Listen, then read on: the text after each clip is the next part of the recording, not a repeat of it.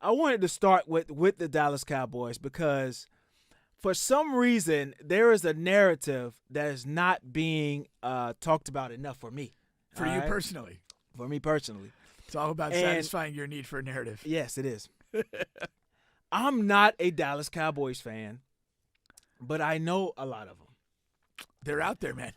They're everywhere. They're kind of like crabs.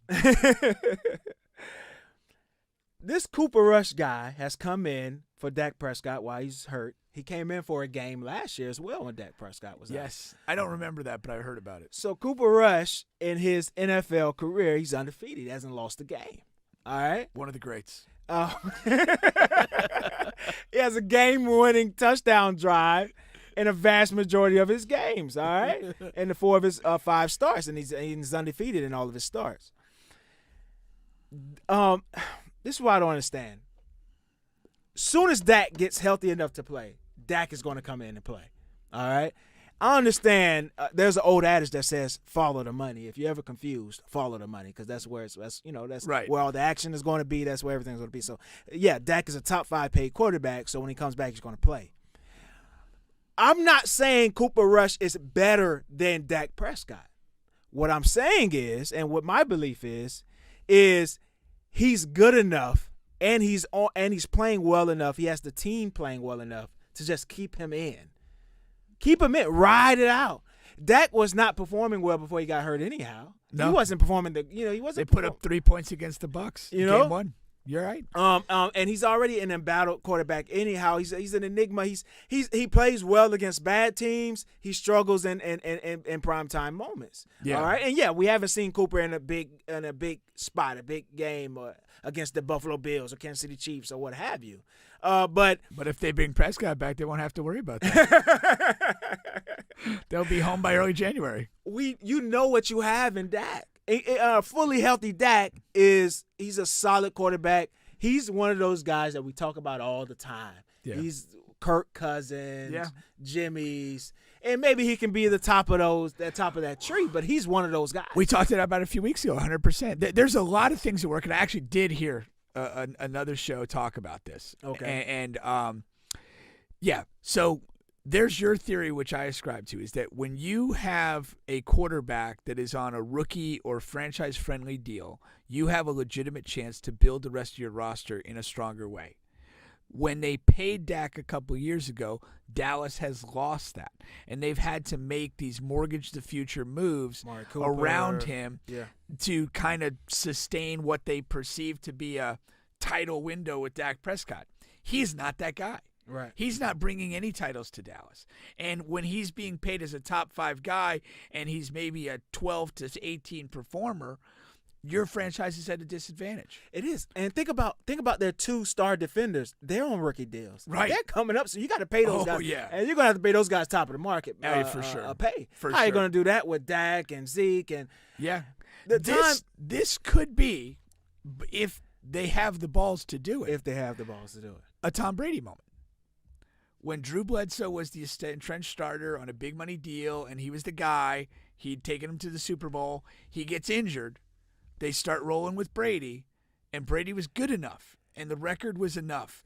And we're not talking Tom Brady now with tons of rings. It's not. He was a 6th, 7th round pick 199, but he was out there winning games, and the team was playing, not unlike what this guy's doing. It's not the same. I have a better one for you, but then this is the reason why I brought it up. It's not the same because Tom was he was like what, second year, I think, first year, second year. Yeah. Cooper is like 28, 29 years old. He's 28, 27, 28. I know. He's been around. And Drew was an older quarterback, not 40, but Dak is younger. It's not a perfect fit, but what you have. I have a good one for you. Go ahead. Go ahead. I think this scenario right here is what Seattle just went through. So, and Russell. I'm not saying Russell.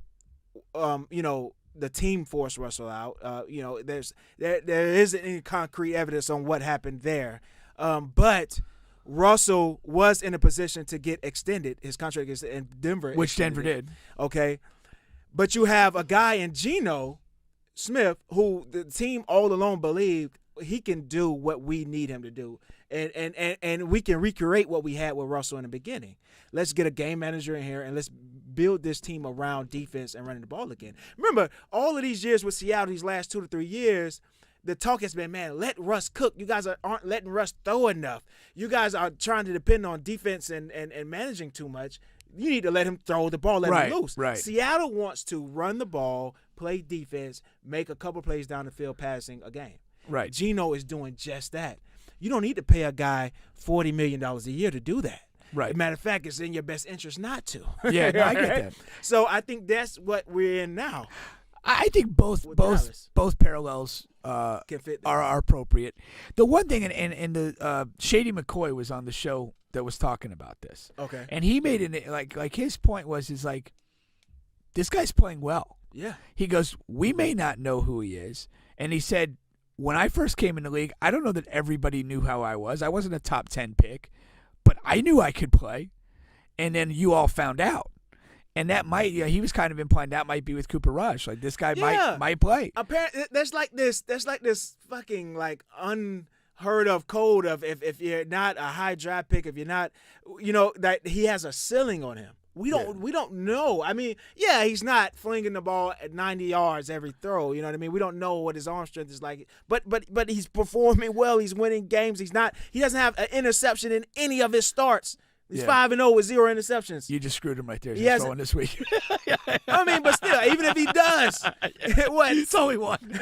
You know what I mean? What's an interception among friends? So no interceptions, no fumbles. I mean, what do you want? What else do you want him to do? No, I mean, and I've for bad on me. I mean, I've literally watched a couple of these Cowboy games, and again, he looks good. Yeah. I don't think there's any. You can't watch him play over the last 3 to 4 games and conclude anything other than this guy's playing good football. That's it. Forget the name, forget the draft pick, the college he went to, stars in high school. This guy's playing good football.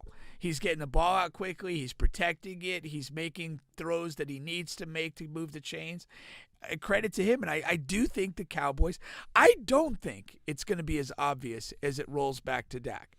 Because if they do start him, which I think they will, and there's any sort of struggle, there's going to be a lot of heat saying, yo, get this guy back in. Yeah, and Jerry already put it in the atmosphere. Did that. Yeah, he did. And that's the funny the quarterback thing. battle. Yeah, and you can't. And once you make that move, man, you can't go back. If that comes back and he struggles, and you make that move back to Cooper, then Dak's done. He's done. Dak's done. Oh, and rightfully so. If that happens. Yeah. And I don't know. I guess the key would be to figure out what is the deal with his contract. Now, sometimes you see a lot of money, but there's different little windows where it's easier to get rid of a guy. So I would be curious to see how locked in the Cowboys are to Dak if this, either they roll with Cooper Rush or Dak comes back and doesn't play particularly well. No, that's for sure. That's for sure.